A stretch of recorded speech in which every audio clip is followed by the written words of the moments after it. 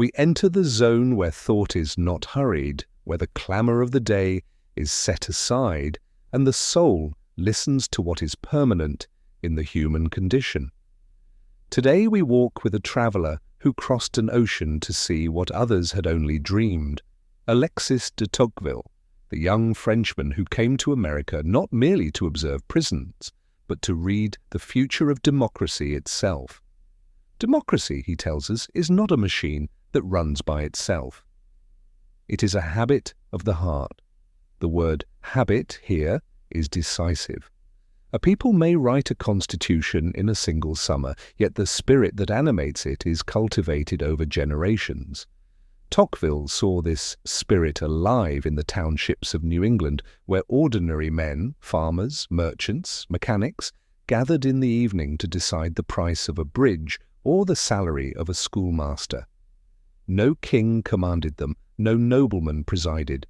They ruled themselves, and in ruling themselves they learned the art of ruling. But self-rule is fragile. It rests on two pillars that seem opposites, yet are secretly allied: equality and association. Equality levels the ground, association builds the house. Without equality, some command and others obey, and the many are reduced to clients of the few.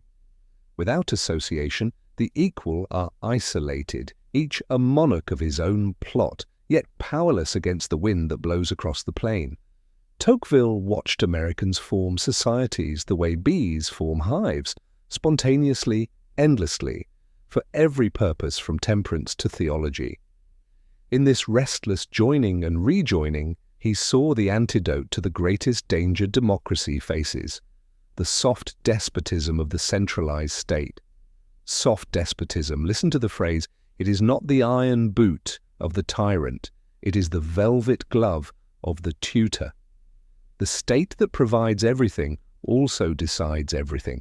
It dries your tears, but it also dries your ambition. It secures your cradle, but it also secures your grave. Tocqueville foresaw a time when men would be equal in their dependence, when the citizen would resemble the child who loves his guardian because he has never known another.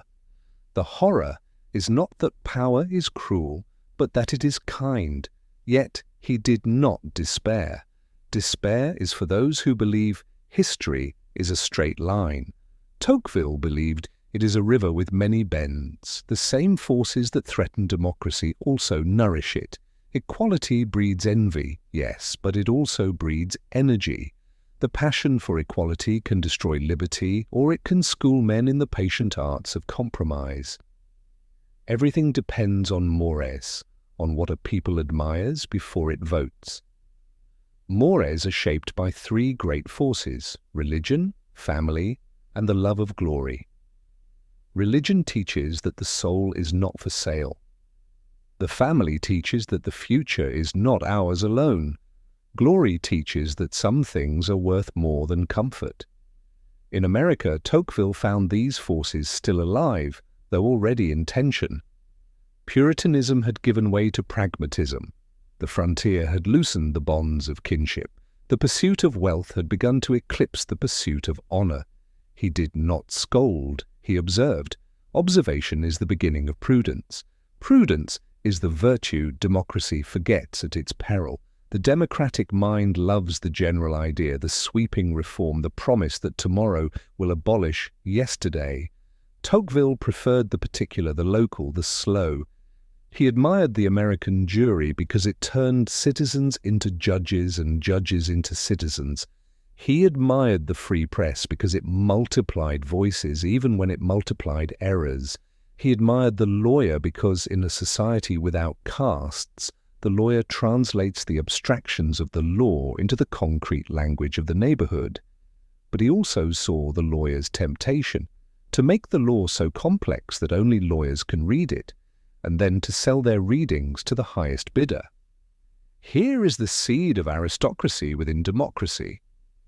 The few who master the code rule the many who merely obey it. Tocqueville did not predict Silicon Valley, yet he described its spirit, a new clerisy, speaking a language The people fund but cannot follow, promising liberation through dependence. What then is to be done?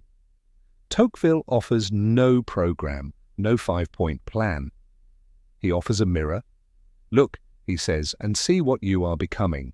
The centralization you applaud today will be the tutelage you resent tomorrow. The equality you demand in wealth will be the equality you receive in servitude. The remedy is not revolution, but education, not the education of the schoolroom alone, but the education of participation. Let the citizen deliberate, and he will learn moderation. Let him associate, and he will learn responsibility. Let him worship, and he will learn that some truths are not voted on. We are tempted to call this conservatism. Tocqueville would smile. Conservatism preserves, he wished to understand. Understanding is not nostalgia. It is the courage to see the present as it is, not as ideology wishes it to be. The aristocratic age is gone and good riddance. The democratic age is here, and it is not enough to celebrate it. We must civilize it. Civilizing democracy means resisting the tyranny of the majority without scorning the majority itself. It means defending the rights of the minority, not because they are noble, but because today's minority is tomorrow's majority. It means cultivating the art of disagreement without hatred, of competition without annihilation. Above all, it means remembering that liberty is not the absence of restraint, but the presence of self-restraint. Tocqueville ends his great book with a prayer disguised as a prophecy.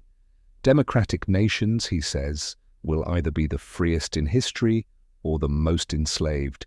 There is no middle ground. The choice is not made once in a constitutional convention, but every day in 1,000 small decisions, whether to join the school board or to scroll past the meeting notice, whether to speak when silence is safer, whether to trust the neighbor before trusting the algorithm.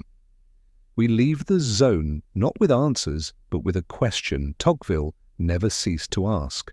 What kind of equality do we want?